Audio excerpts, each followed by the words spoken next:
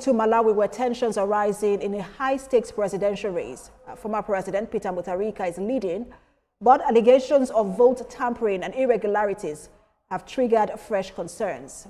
Thanks for joining us on What Now. I am Precious Amayu. We begin today's program in the Eastern African country of Malawi, where tensions are rising as former President Peter Mutharika takes a commanding lead in the presidential race, securing around 66% of the vote, with 2/3 of districts reporting. But the process is under scrutiny. Incumbent President Lazarus Chakwera, trailing far behind, has alleged serious voting irregularities. His party is demanding a full physical audit of the results, claiming that there are anomalies that could affect the outcome. Results from 2 key districts seen as Mutharika's strongholds have been withheld by Malawi's Electoral Commission, pending verification. The commission is under pressure to ensure full transparency. Meanwhile, police have arrested 8 data entry clerks accused of trying to manipulate vote counts. This is coming at a time the memory of Malawi's annulled 2019 election is still fresh. Final votes of the election are expected by Wednesday. Now, to help unpack the situation, we're joined by political advisor and former Malawian diplomat, James Wood. Good to have you join us. Thank you so much for having me on the program.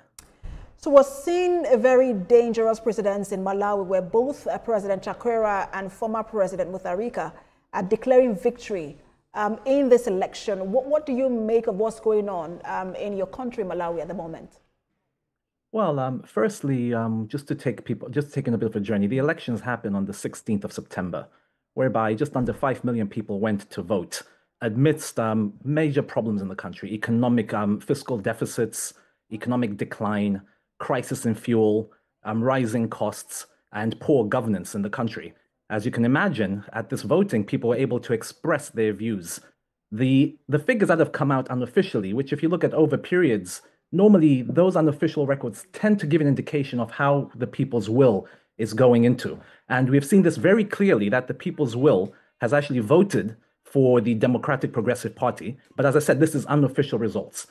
Both parties have held press conferences. The incumbent itself has labeled a lot of allegations, which, to be honest with you, some of these seem a little bit emotive because they need to honor the opinion of the people on the ground and wait for the Malawi Electoral Commission to announce the official results. And as you've mentioned rightfully, the Malawi Electoral Commission has released some results.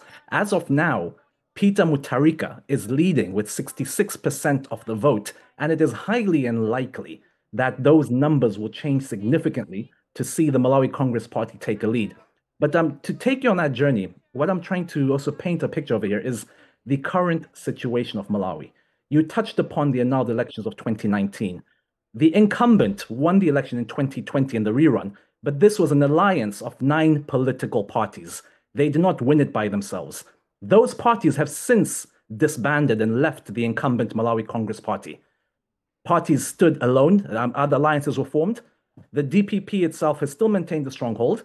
When you look at the numbers, the DPP has won in the Malawi Congress Party's strongholds. They have taken votes up north. Bearing in mind the incumbent had a running mate from up north.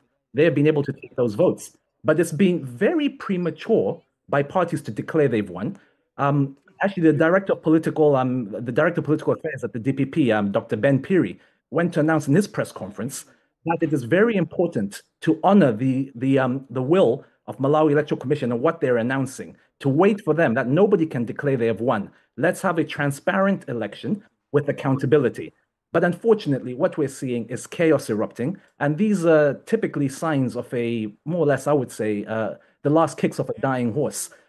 I was in discussions with the former president of Malawi, Dr. Bakili Muluzi, over the last few days, and today he issued a statement where he's called upon the current president to actually accept and to welcome, to congratulate Dr. Peter Mutharika, Professor Peter Mutharika. The signs are there. Unfortunately, we can't be using rhetoric, unsounded rhetoric. We can't be using issues that will incite violence in the country. And just before we get to issues around violence, but President Chakwera's party that you mentioned, and the MCP, has said it had discovered irregularities and very serious anomalies. But they've asked the Electoral Commission to conduct a physical audit of results. How important is this to ensure transparency? Important. And to be honest with you, the Malawi Electoral Commission Chair, Talimanja, has confirmed that she has received complaints, not only from the Malawi Congress Party. There's been a few other complaints. There's also been a few arrests, but there hasn't been transparency from the Malawi police on the arrests. He has complained about the transparency around that. But the Malawi Electoral Commission itself, for the work they have done, I think the country can commend them for what they're doing. And where we are right now, the tallies that they have confirmed, the 66% lead that President Peter Mutharika has, and the 24% that Lazarus Chakwera has, this is what the Malawi Electoral Commission has confirmed as legitimate results. So, of course, there's the other ones they're still looking into. Let's not jump into opinions and assumptions. Wait for the Malawi Electoral Commission to announce their findings from that. But as I said, it is extremely highly unlikely that there will be a turnaround to force a rerun or to put the MCP in the lead of this election. I think it is very clear that the voice of the people is there, and they need to listen to that and respect that. I think is where we are as of now. But the final call, as I'll repeat again, the final call will come from the Malawi Electoral Commission. And today, later on tonight, they'll be having their press conference where they will announce what is happening. But as you have seen, probably from media, well, just what you may have seen, the Malawi Congress Party yesterday had people storm the streets, threatening to ask for the disbarment or the questioning of the Malawi Electoral Commission chair. Now, this is very appalling in a young democracy like Malawi. We are a peaceful nation. We should not have political conflict and political violence or inciting of violence coming into our country. We have seen Malawi enter a multi-party democracy in 1994.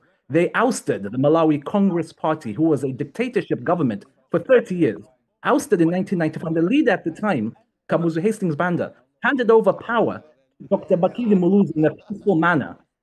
And we need to see this trend continuing. It is unfortunate that we see riots, we're seeing people inciting violence, inciting hatred. That is the very unfortunate bit. And the call that Dr. Bakili Muluzi gave today, he is the only president in Malawi who has won and served 2 full terms.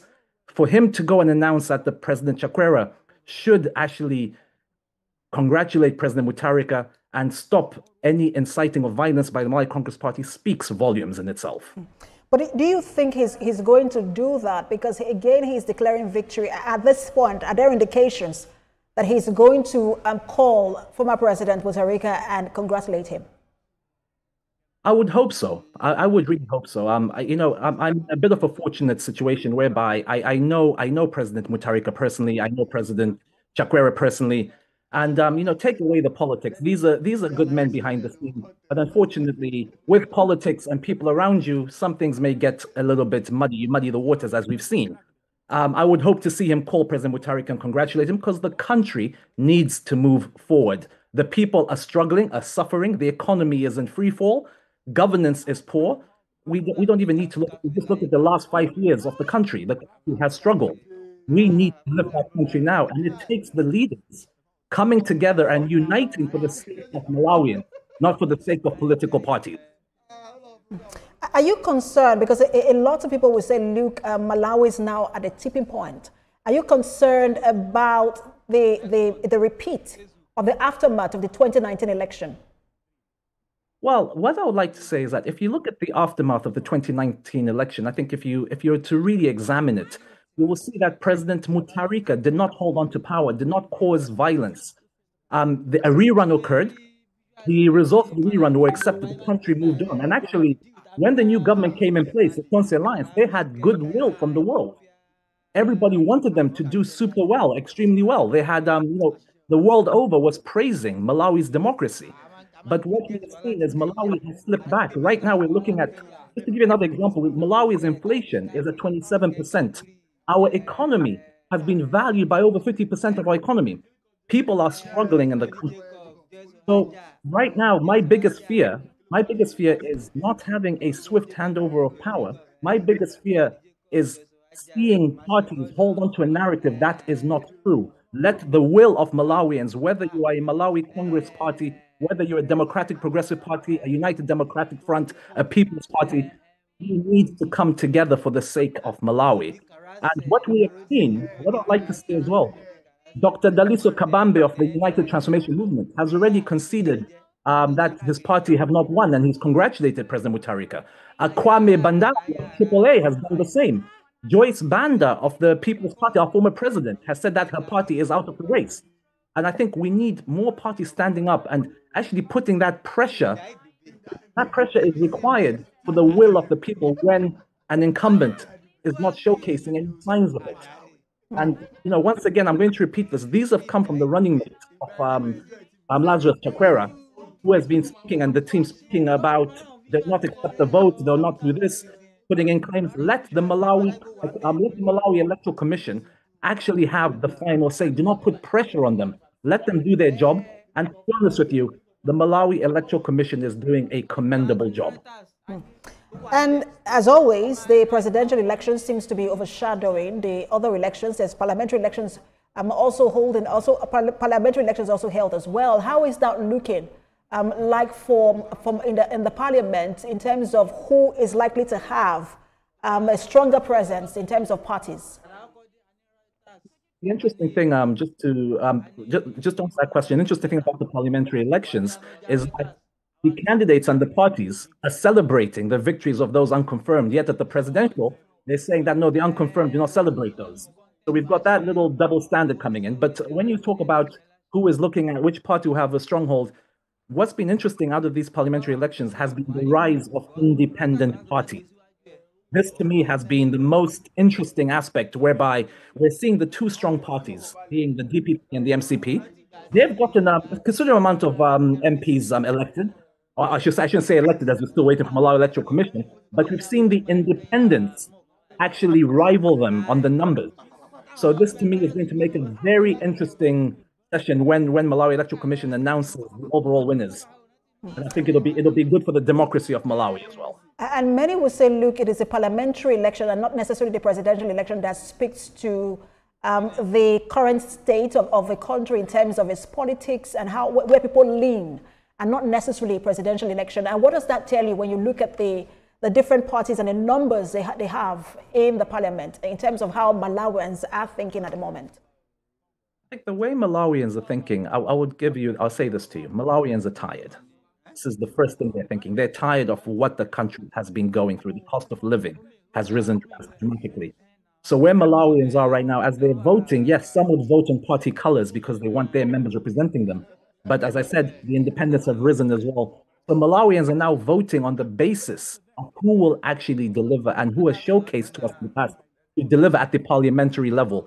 So when it comes to parliament, what would tend to happen in countries like Malawi, as I said, there's a vast number of independents. We will find once the government is sworn in, we see people jumping ship and going into signing up to the party that's in power. So if the DPP is elected as the winners of this election, I would say we'll see a lot of these independents MP become DPP members of parliament. So we're likely to see more defections in the parliament. We'll see how things play out. Malawi has always had very interesting elections. We wish you well. And